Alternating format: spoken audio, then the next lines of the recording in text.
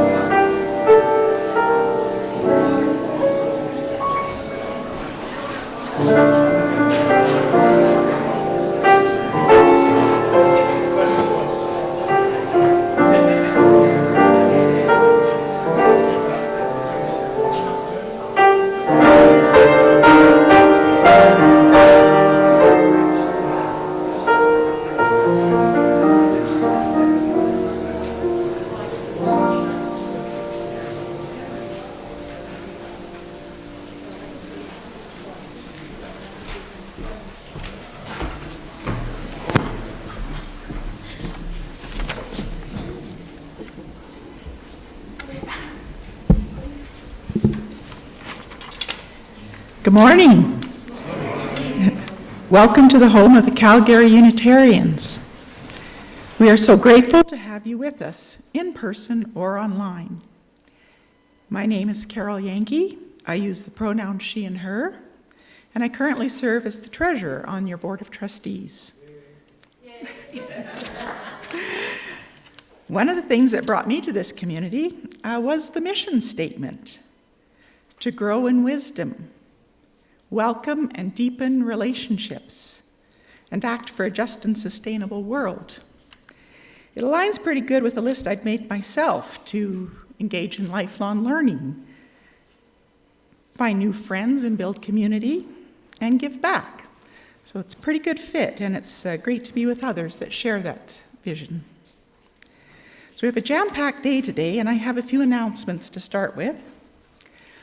First, the Canadian Unitarian Council's annual general meeting is being held in Ottawa on May 19th. We may send 3 delegates to represent the congregation. Currently, we have 2 individuals who have expressed an interest in attending, so we're looking for 1 more volunteer. You can attend online, or you can travel to Ottawa and attend in person. The actual meeting is on Friday, May 19th from 1 to 4:30 p.m. Eastern Time. And if you're interested or have any questions, just come and see me after the service, when our wonderful volunteers will be serving coffee and snacks in Wickenden Hall. We hope you will stay and join us. There will also be a virtual coffee hour for those of you joining us online, and a link will appear in the chat at the end of the service. And while you are enjoying your coffee, please check out the service auction table. Our wonderful Liz Blackstock is organizing the auction, and so stop by, make a bid, ask questions, or just say hello. So now, wherever you are, let us remember and acknowledge the traditional territories and languages of all whose ancestors were here before us. We accept our shared responsibility to care for this land and acknowledge that we do so in cooperation with the people of the Blackfoot Confederacy of Southern Alberta, comprised of the Siksika, Piikani, and Kainai First Nations, as well as the Dene First Nation band Tsuut'ina, and the 3 bands of the Stoney Nakoda First Nation, Bearspaw, Chiniki, and Wesley.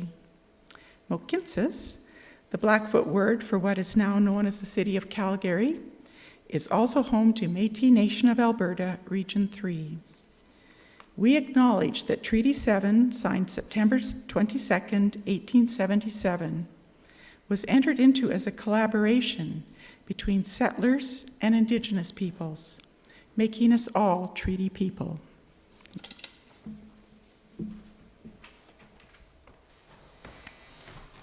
Welcome to the in-person and the virtual home of Calgary Unitarians. I am Mariana Louise Kovar, and I am your service leader this morning. Shelley is away for the weekend, and I will lead this service with deep gratitude for my partners, Jane Perry on the piano, and Sheila, who will give us a story, and our AV folks at the back, who are going to make us all sound and look good.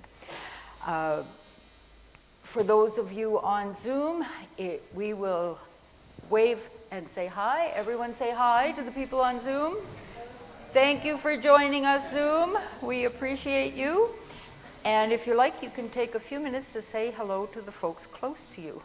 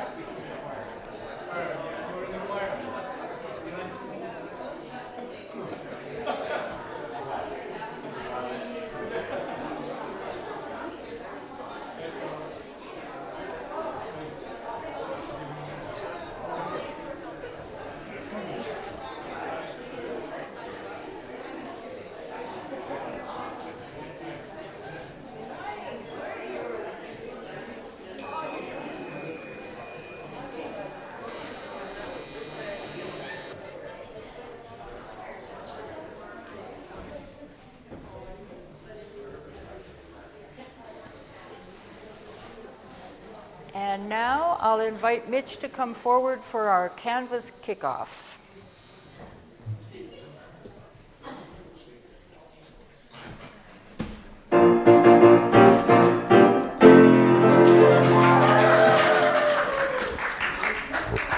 Canvas kickoff. Are you going to hold the ball for me while I whack it down the field?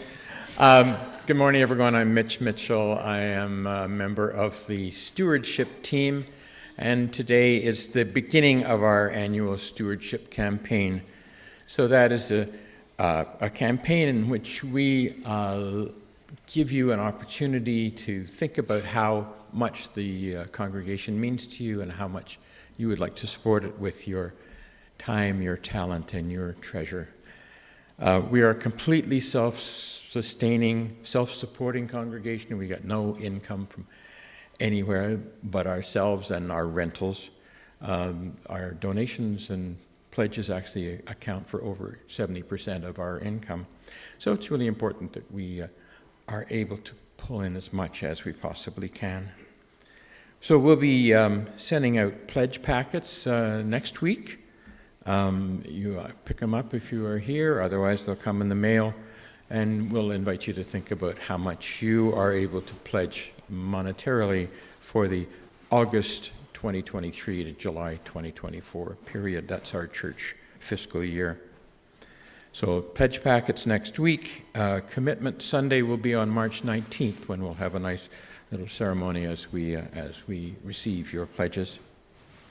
And I know that's all pretty exciting stuff, and I'm glad you're paying attention.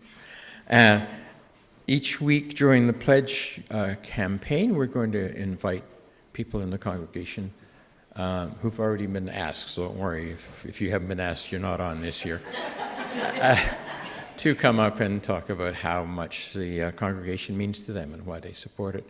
Today we have the great pleasure of having Michael the Boldest and his daughter Leah come and talk to us. So please come on up.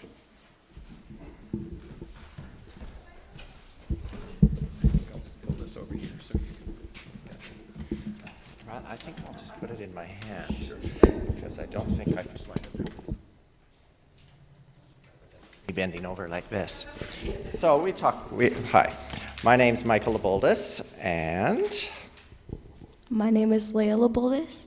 So we've been asked to explain a little bit about why we come to the Calgary Unitarian Church.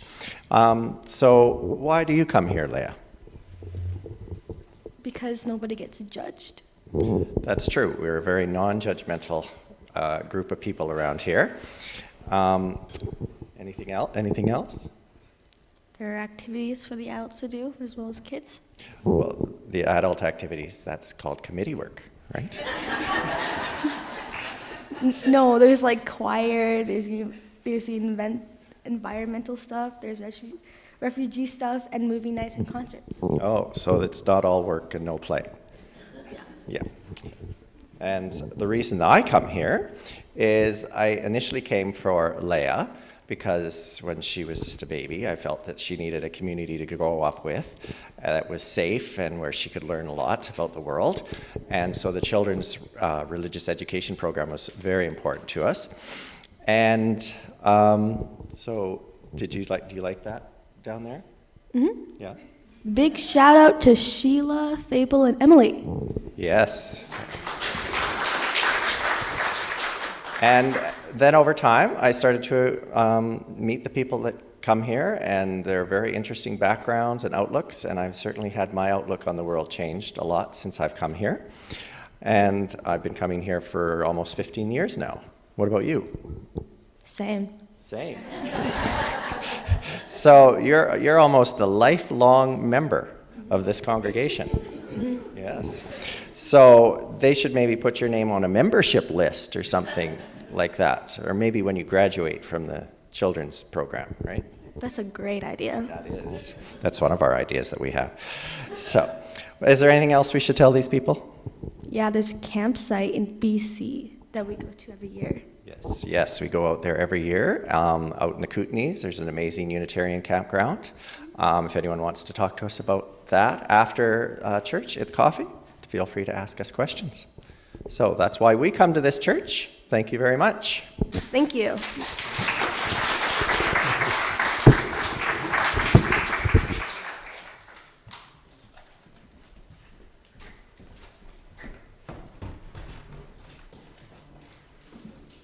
Thank you. Okay, we light our chalice this morning with the words of the Reverend Gretchen Haley. For this one moment, know only that you are loved, that you are safe and whole and loved. Know that you belong here among us, upon this earth, in your body. However tired or broken your heart may be, whatever fear, disappointment, or anger that you carry, for this hour, know that you are not alone. Feel the presence of others surrounding you, breathing beside you and with you, discovering together the way our voices rise and fall together in harmony, in hope. Claim here a resilient freedom, the choice for love, for light, to live with joy and gratitude and praise as a form of resistance. Already we are organizing. Come, let us worship together.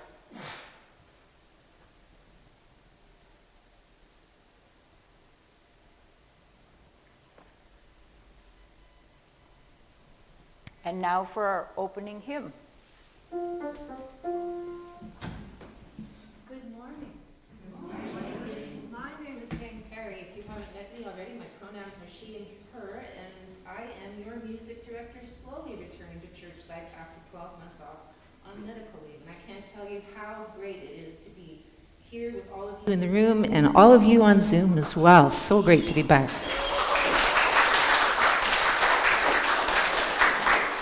Our acting music director, Christian Power, is away today, so you're stuck with me. Our themes this morning have a lot to do with the threading of joy and community and how a small, thoughtful group of committed citizens can make a difference in the world. And it all starts with us. It all starts with us, the joy and the strength that we feel within.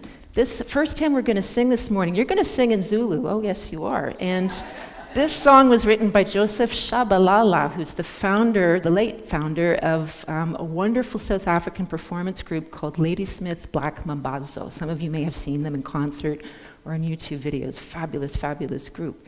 He wrote this piece when he was in New York City at a time when the then South African apartheid government was closing down the borders, and he became afraid. He was wondering when would he have a chance, would he ever have a chance to go back home to see his wife and his child. And climbing into a big yellow taxi in New York, he said this one day, this song just came to him from his heart. Tu l'ecclesia la pacicaia, tu l'ecclesia la pacicaia, hey caia la pacicaia, hey caia la pacicaia. Again.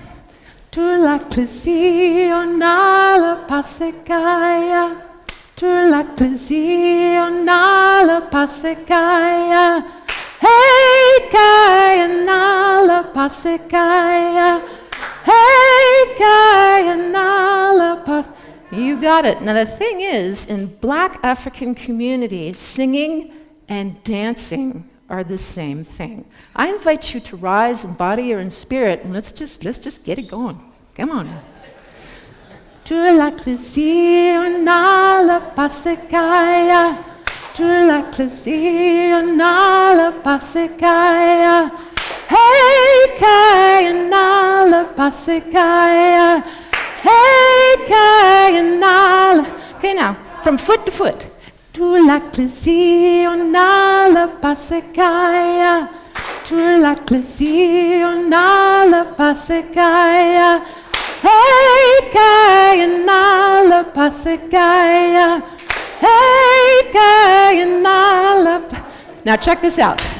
Tu l'ecclesia la pacicaia, tu l'ecclesia la pacicaia, hey caia la pacicaia, hey caia la pacicaia, tu l'ecclesia la pacicaia, tu l'ecclesia la pacicaia, hey caia la pacicaia, hey caia la pacicaia. Woo!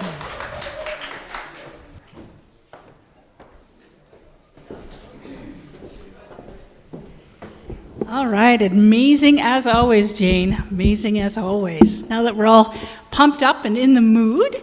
I am Sheila McMaster, Director of Religious Education here at the Calgary Unitarians, and my pronouns are she and her.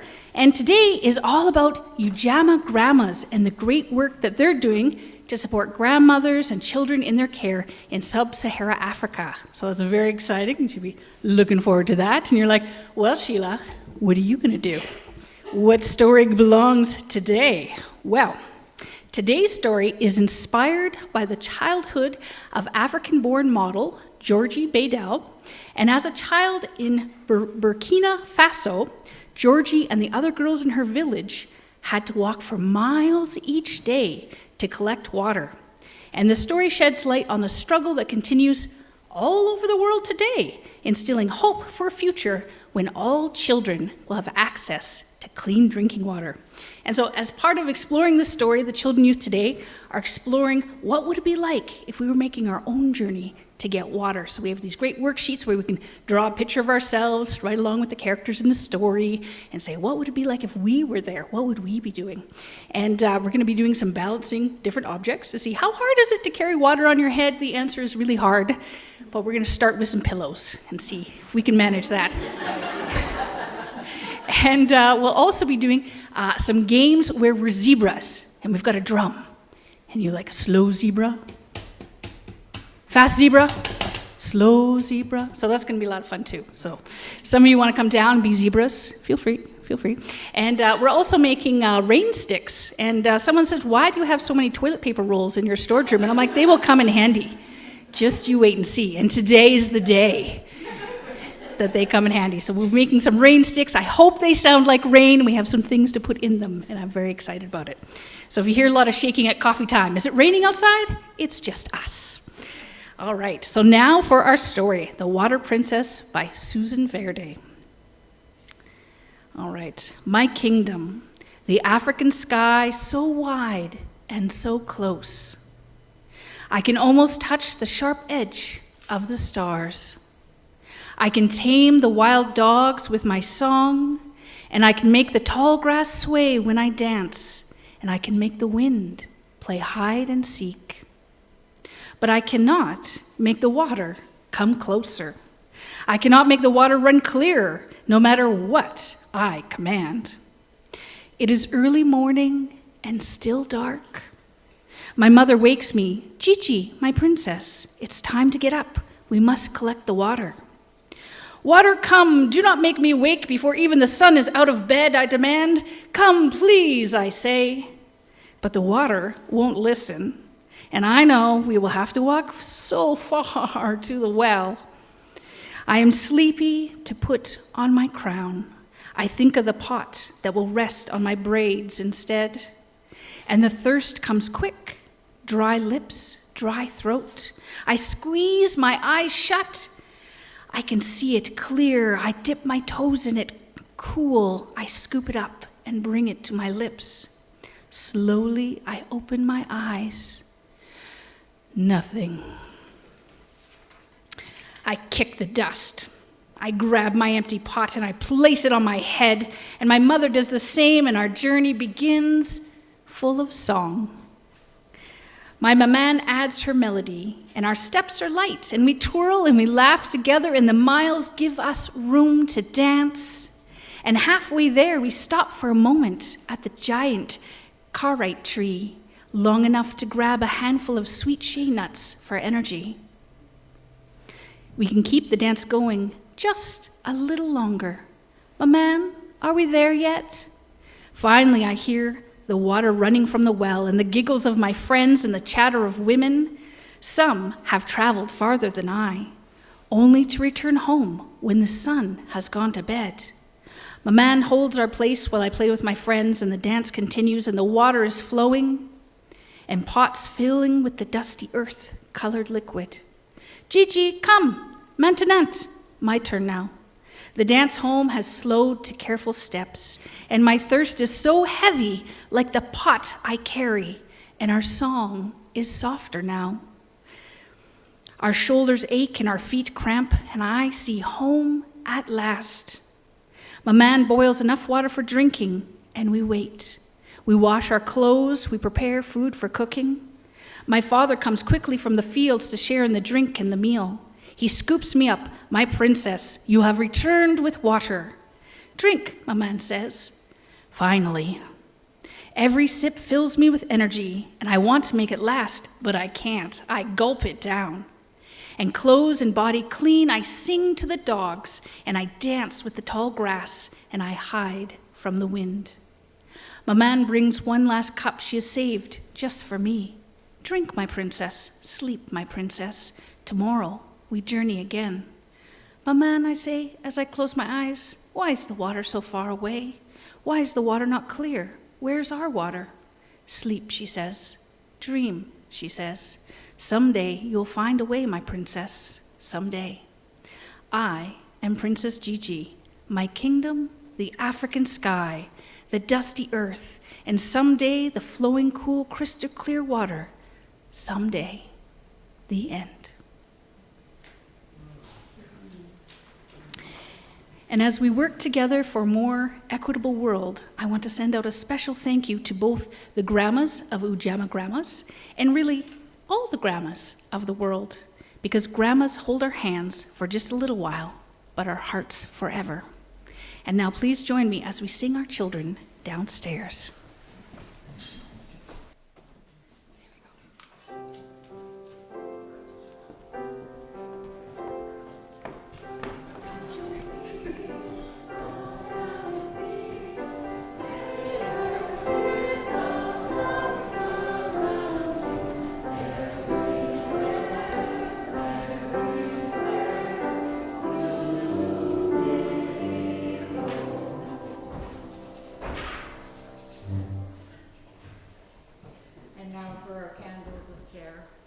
As a spiritual community, it is our intention to be authentically present to one another in times of challenge and in times of joy.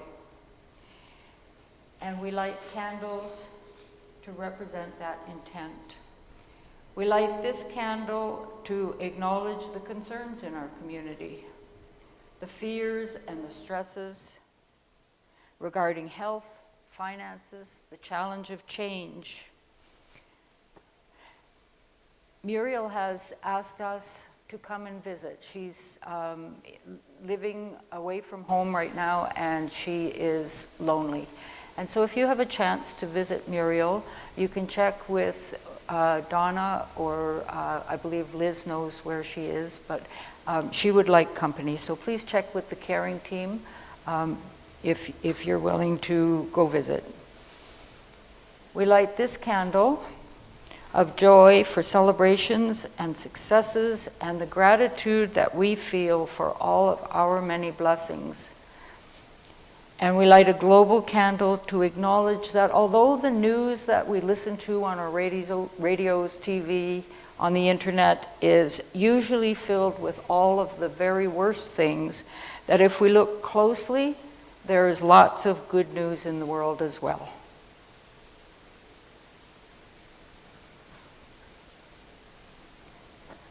And now I invite you, if you wish, to come forward and light a personal candles in our candelabras by the side, or you can also put a pebble in the water bowl.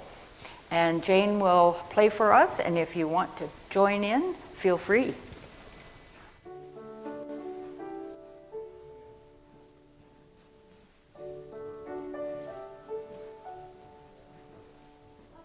Sending you light to heal you, to hold you. I am sending you light to hold you in love. I am sending you light to heal you, to hold you.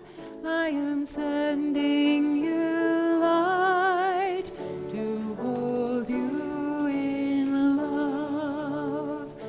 No matter where you go, no matter where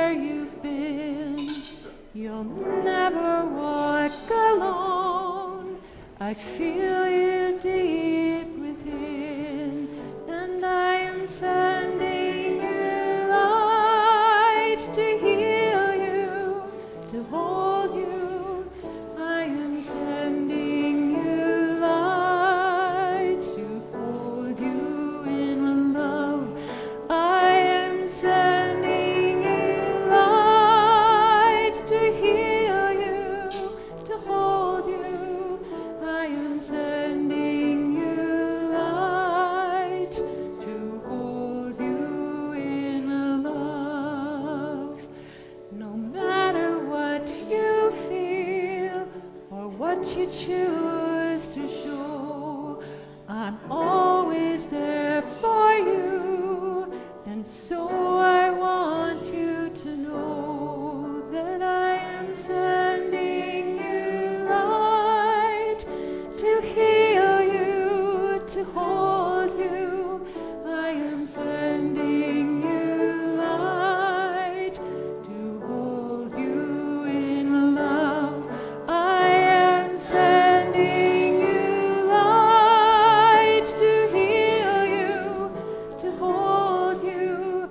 I am sending you light to hold you in love. I walk the path with you. Go slow, dear one, don't hurry. I'll go just like you need to go. There is no need to worry. I am sending you light to heal you, to hold you. I am sending you light to hold you in love. I am sending you light to heal you, to hold you. I am sending you light to hold you in love.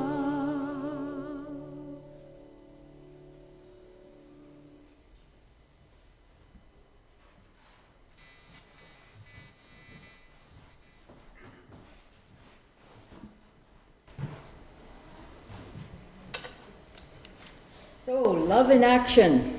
That's our title for today. And our theme for the month of February is love. So, what is love anyway? It's a hard thing to pinpoint. And there are lots of varieties. There's a very interesting YouTube video in our Soul Matters theme package where the fellow explains to us how we ruined love by going through the romantic period. And so if you have access to the theme package, it's worth checking out. It's quite funny. But it's hard to pinpoint. There's everything from the erotic, the romantic, up until the agape love of the church variety of love. But those in the know have narrowed it down to a common denominator that exists for all of those varying kinds of love. And that one characteristic is that love is wanting the other to be happy and well. So that covers everything. When you want the other to be happy and well, from one end of the spectrum to the other. And the opposite of love is not caring about the well-being or the happiness of the other, and that can range from indifference to hatred. So sometimes we think hatred is the worst way of not loving, but the truth is that indifference can be just as damaging, and so it's important to be aware of that. When you let opportunities go by or you don't care, the damage that occurs can be great. So my personal definition of love comes from the Credo, which is a statement of belief that I identified for myself when I did the Building Your Own Theology course, the Unitarian Universalist Building Your Own Theology course. And my Credo, I believe in love, an all-encompassing wonder and compassion that requires no justification and holds within it duality, contradiction, and a oneness that is the very foundation of life. And so when I speak to you of love or tell you that I love you, that's what I consider love to be. Why is love so important? The researchers have shown that over and over again, experiments and reports show that experiencing love and close, warm relationships results in more happiness and more good health. These benefits are available anytime you nurture a relationship with something or somebody that you really care about. So it's not just love between two human beings, it can be love between you and any other form of life on the planet, or love for the planet itself, or love for music, or love for art, something that you really care about. Your love for that thing nourishes you and keeps you healthy. So I'm going to tell you some stories about love in action, and I'm going to start with the story of the Stephen Lewis Foundation. Stephen Lewis is a Canadian, and he worked with the United Nations spanning over more than 2 decades. He was the UN Secretary General's Special Envoy for HIV/AIDS in Africa. He was Deputy Executive Director of UNICEF at the organization's global headquarters in New York. He was Canada's Ambassador to the United Nations. And in addition to that, he had so many other endeavors. I don't know how he fit it all in when I read the description of his life's work. So when Stephen Lewis retired, he joined with his daughter, Alana Landsberg Lewis, to create a foundation to work hand in hand with Africans struggling against the AIDS pandemic. Alana and Stephen forged a unique anti-colonial vision of working to support the partners in the African nations. Stephen Lewis Foundation works in 15 different sub-Saharan African nations. He understood that it was the frontline advocates who must lead the way. During his working life, he met so many people on the ground, in the thick of it, and he was dismayed by the way foreign aid was handled. And so, unlike many other charities of that time, Alana and Stephen had deep ties with the grassroots organizations of Africa, the people who were doing the work and knew what to do. And he knew how to build relationships in respect with those people and how to support them in leading innovative projects on the ground. So the community work that was led was so effective that the foundation very quickly built into a $10 million a year fund. And he was driven by that deep compassion, that love for the people of Africa, and his care about their happiness, their well-being, and what he perceived to be the inadequacy and the often corrupt provision of international aid.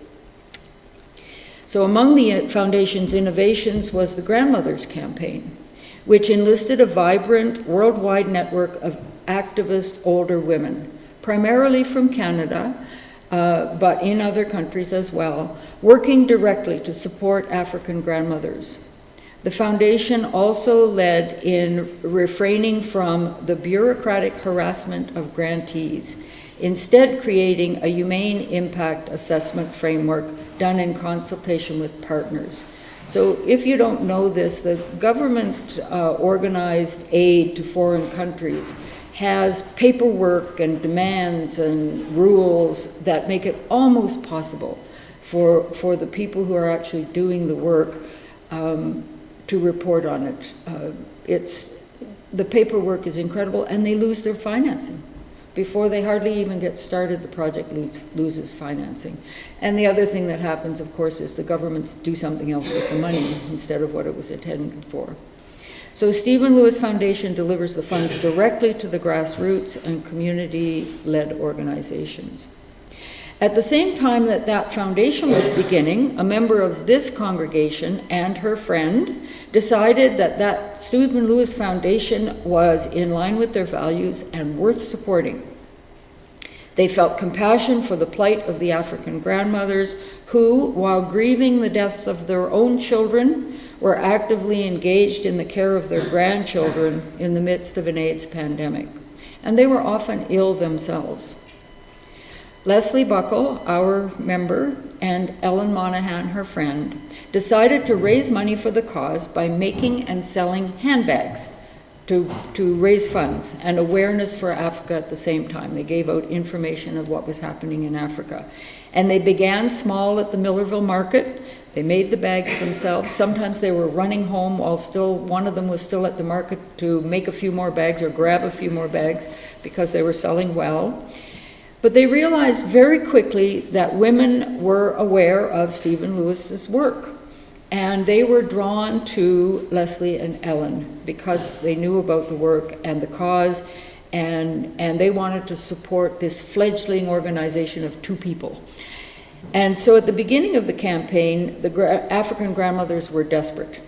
They were caring for dying children of their own, and they were coping with the unfathomable grief of that and struggling to raise the more than 14 million orphan children that ended up in their care. And some of the grandmothers, if a grandmother had 3 or 4 children of her own and they had all gotten AIDS and died from AIDS, they would have all of those grandchildren in their home and very little resources. Like women almost everywhere in the world, they didn't have a lot of power to fight for what they needed, and it was very, very difficult. So the words of one of those grandmothers, "Our systems of support in Africa have always been the family. They have always been our safety net. But what do we do when our family of 25 becomes 2? Another grandmother said, "We grandmothers deserve hope. Our children, like all children, deserve a future. We will not raise our children for the grave." And in response to those statements from the African grandmothers, the Canadian women pledged that we cannot rest until they rest. So now, 15 years later, what a long way the African women have come. They have become leaders and advocates in their communities, educating about AIDS and training healthcare workers, initiating income-generating schemes, demanding pensions for seniors and land rights for women, providing support groups for each other, and much, much more. And the work that created that new reality for those grandmothers was funded by the Stephen Lewis Foundation, supported right here in Calgary by the Ujamaa Grandmas.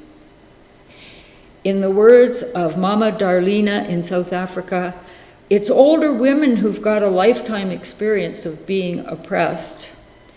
Tell me who has to be stronger on this planet than an African woman. So if you make it to be an older African woman, you must be the strongest of all." And from another African woman, "We now know we have sisters in the struggle. Unified, we will make change." What started out as 2 friends, then 15 friends, then became the Ujamaa Grandmas. Ujamaa is a Swahili word representing concepts such as working together, extended family, or community. The membership mushroomed to over 500 members. The first year, they didn't even have a separate bank account. And now they're incorporated as a nonprofit organization with a board of directors, policies and procedures, a website and a Facebook page, and a GST account with the government. Since 2005, the Ujamaa Grandmas has raised over $1.5 million for the Stephen Lewis Foundation.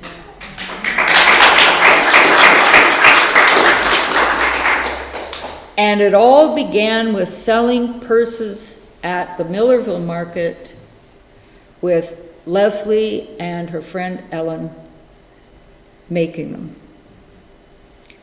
So two women got an idea, had time in their lives, cared about what was happening in Africa, and decided to act. And Leslie tells me that at the time, Ellen, and I'm not sure if she joked or if she was adamant, but at the time she said, we're going to raise $1 million. And Leslie laughed at her. But they were going to do it anyways, whether they raised $1 million or not. So this selling purses at the market became their own handcraft sale, separate handcraft sale called Bags, Babies, and Beyond. And this sale, plus a fabric and yarn sale, which sells donated fabric, yarn, and other supplies, all things crafty, I call it. We have a sale for all things crafty, and it's donated by the community. People know about us, and at the end of the pandemic, everyone had been at home sorting through their stuff.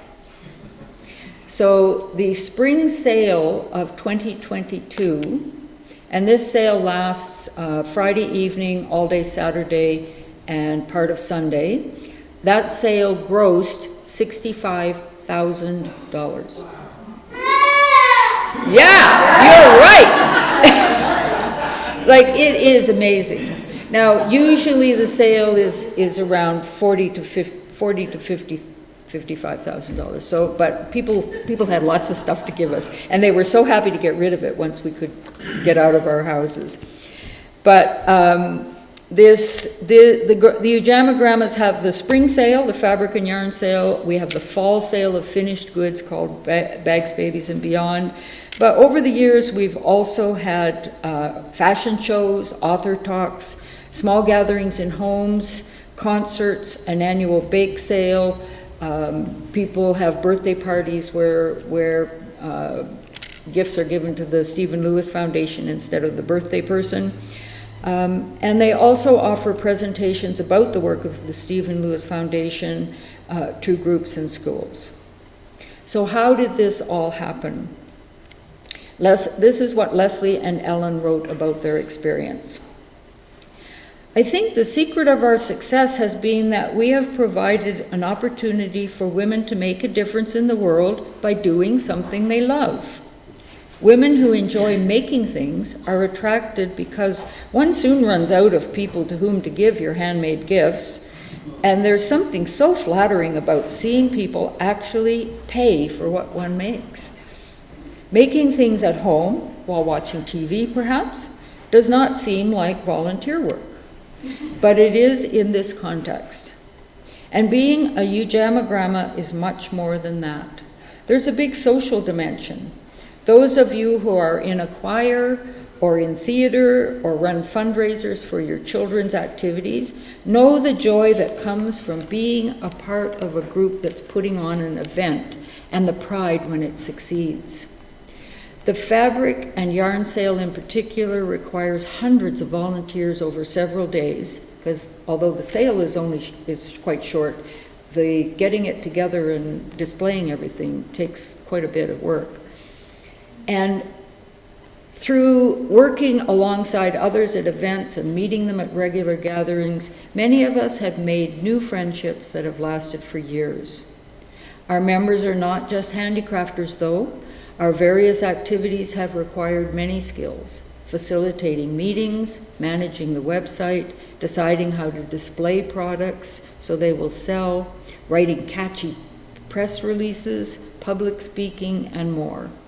Many of us have learned new skills, whether informally through other members or through formal sessions like our demo days where volunteers teach handcraft skills. Our lives have become enriched and our work has meaning.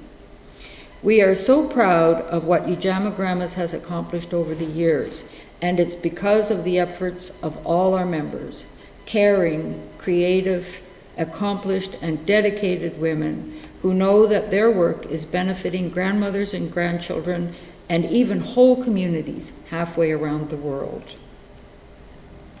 That's what Leslie and Ellen had to say. I've been a Ujamagramma since 2012. Introduced to it by members of this congregation who were working with Leslie making things for the sale. And I am a maker, mostly knitting. I'm also a product custodian. I manage the collection of one of the categories of items for the sale and do the setup and the display and all of the management and salesperson things during the Bags, Babies, and Beyond sale. Stephen Lewis has provided us with opportunities to meet with these African grandmothers. They've come to Canada to speak, to visit with us, spend time in our homes. We get to hear their stories and how much it means to them to feel that they have solidarity with other women around the world. And one of the stories I heard early on as a member was that the grandmothers came to Canada and they billeted with UJAMA members and other members in Ontario and other places around Canada. And they got to know people, they got to see what our lives were like. And they apparently had an idea that how we lived, we were kind of like the aristocracy in the 1800s movies, where you're all sitting around on couches and needlework and people are waiting on you, right? And that's the kind of the idea they had about who we were. And they saw that we were taking care of our grandchildren because sometimes grandmothers were babysitting when the African grandmothers were visiting. And we were working hard with our hands and at home and doing things. And they went back and reported to the other grandmothers that the grandmothers in Canada are just like us. I think that's a little bit of a stretch. But it warms my heart that they feel that solidarity with us. And that we can, out of our bounty, share with them. And one of the grandmothers who came recently told us about their group and what they were doing and the progress they were making with AIDS education and trying to get through all the obstacles that prevent people from taking care of themselves with AIDS and learning new ways. And she sang a song for us. And at the end of the song, she said, "We will never give up. And you can never give up either." And she pointed to us all. And if I ever get tired of making things or being on my feet for 3 full days of a sail or whatever, I think about how hard their life is and that I've promised to never give up. So, what's the purpose of telling you this story? Well, I think fundamentally it's in one quiet act of love given by Leslie and Ellen, having heard of Stephen Lewis's commitment and love for the common people of Africa. I mean, he could have been focused on all those wonderful accomplishments that he had in his career, but it wasn't about him. The work he did wasn't about him. And he's written books about it, compelling books. And he cared about the people on the ground and making a difference, and not the pride of him being in these important positions. And so those acts of love, look what they've become. Look what happened. And so whatever act of love you choose to do, remember that you can't even imagine where it's going to end up. And maybe it'll be simple. Maybe it'll just be making someone's day or lifting their load, making it easy for them, giving them an inspiration. Maybe that person that you gave a lift to on any particular day will change the world in a couple of years. We can never know what the result of that small act will be. And I see acts of love in this congregation all the time. The gift of a caring shawl to someone who's ill or grieving.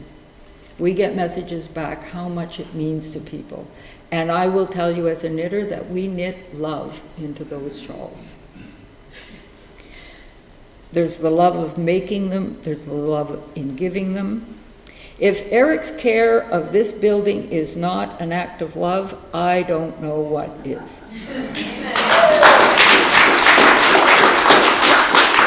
And we're not paying him, and the building isn't thanking him. And so it has to be an act of love. And so, you know, and you are all participating in that. I see that, whether it's making coffee, whether it's putting tables away after the service, whether it's coming in and getting the candles ready on the side or preparing the altar, people coming in and filling in the oil and straightening, putting pretty appropriate covers on the altar and bringing in flowers, working on committees, taking care of each other outside of church, you know, shoveling your neighbor's walk, going to see the person that you know in your neighborhood that needs assistance, helping our refugees. So many of us in this congregation give to our refugee families, whether it's company, whether it's helping with speaking English, whether it's providing things for their homes. So we can all take part in that. We can feed the birds, we can take in a stray, we can take care of each other. And I invite you to not just think about how much you care about something or someone.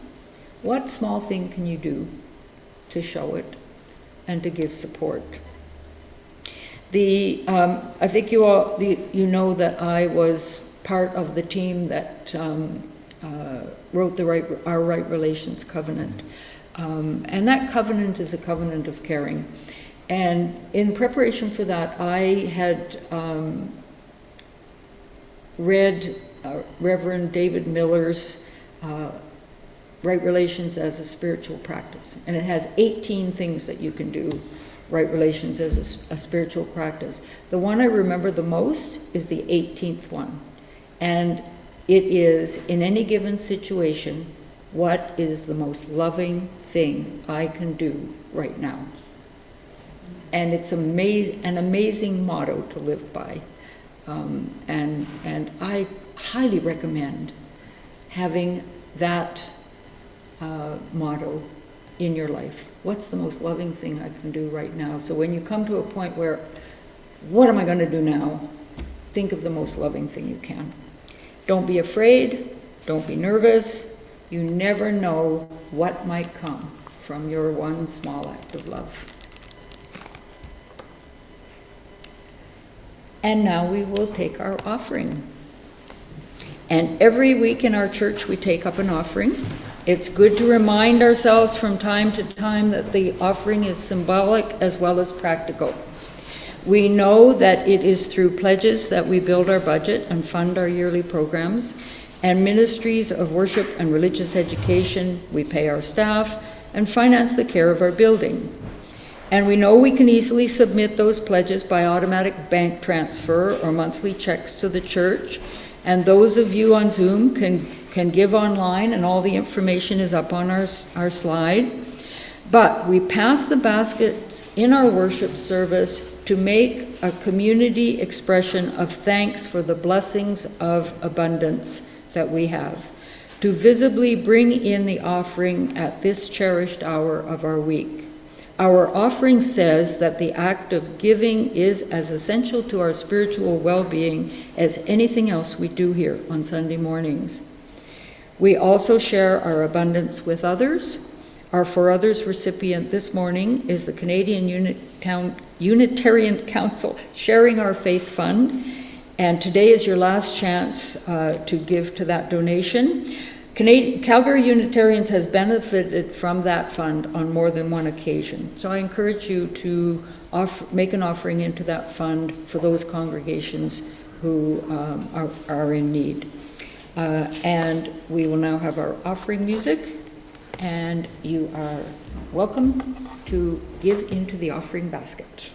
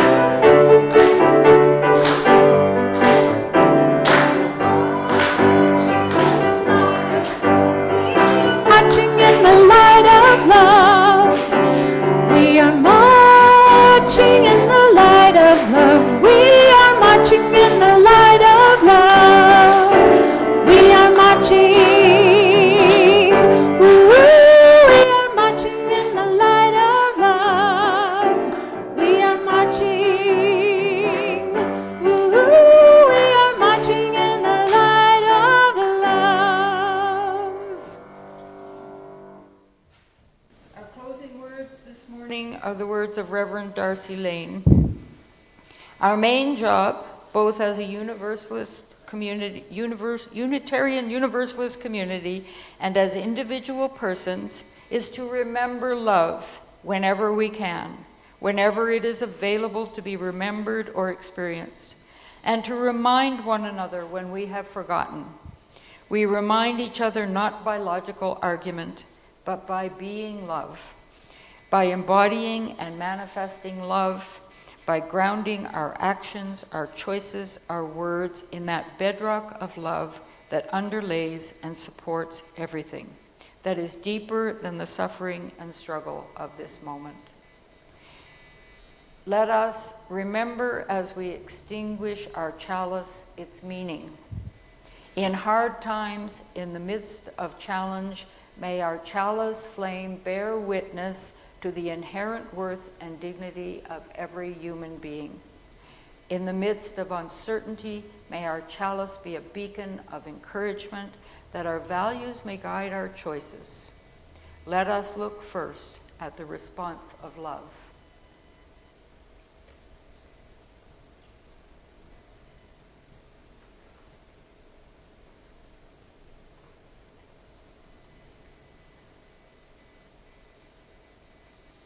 And I invite you to join in singing our closing hymn.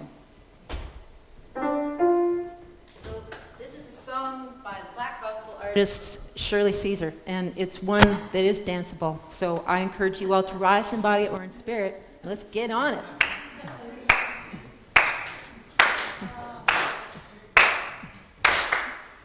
This joy that I have, the world didn't give it to me, no, no, no. This joy that I have, the world didn't give it to me. This joy that I have, the world didn't give it to me. The world didn't give it, the world can't take it away. This strength that I have, the world didn't give it to me, no, no, no. This strength that I have, the world didn't give it to me. This strength that I have, the world didn't give it to me. The world didn't give it, the world can't take it away. This love that I have, the world didn't give it to me, no, no, no. This love that I have, the world didn't give it to me. Don't you know that this love that I have, the world didn't give it to me. The world didn't give it, the world can't take it away. This pride that I have, the world didn't give it to me, no, no, no. This pride that I have, the world didn't give it to me. This pride that I have, the world didn't give it to me. The world didn't give it, the world can't take it away.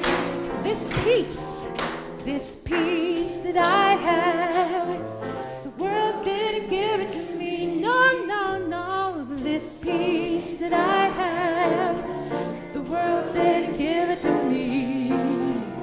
This peace that I have, the world didn't give it to me. The world didn't give it, the world can't take it away. This joy, do it!